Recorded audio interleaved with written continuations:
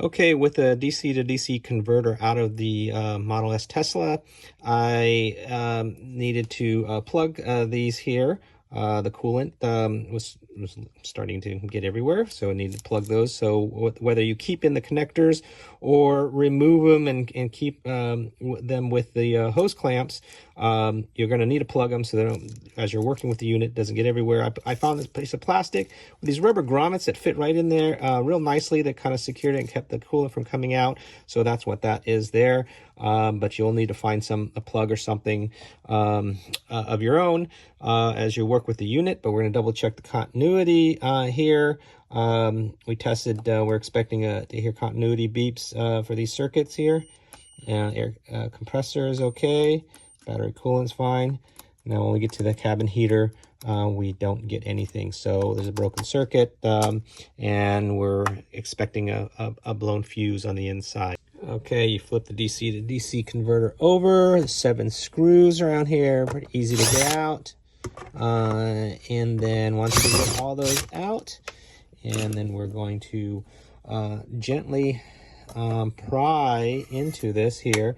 There's a gasket here inside, and we have to break through the gasket. Careful not to penetrate too far in, because there's wires obviously in here.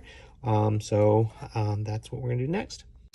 Okay, right in there is where the problem lies. There's a couple fuses there, a couple 40 amp fuses, and we're going to test the continuity here. The top one is the compressor.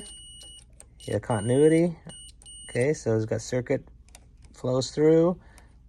PTC cabin heater, nothing. All right, so we've got a blown 40 amp fuse here.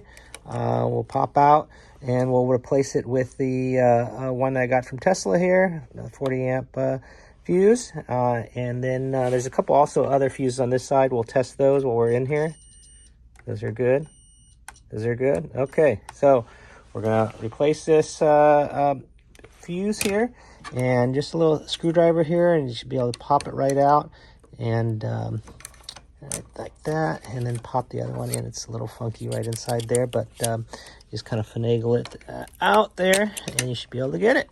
And then after that, you can use this little scraper, scrape off the old gasket, put on a new gasket. There's a couple things you can try.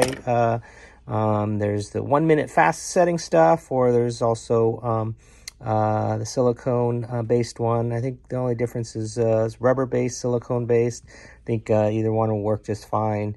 I think I might go with the silicone based one because it doesn't set up quite so fast, and it may take me a little time to kind of work with this. So other than that, should be pretty straightforward.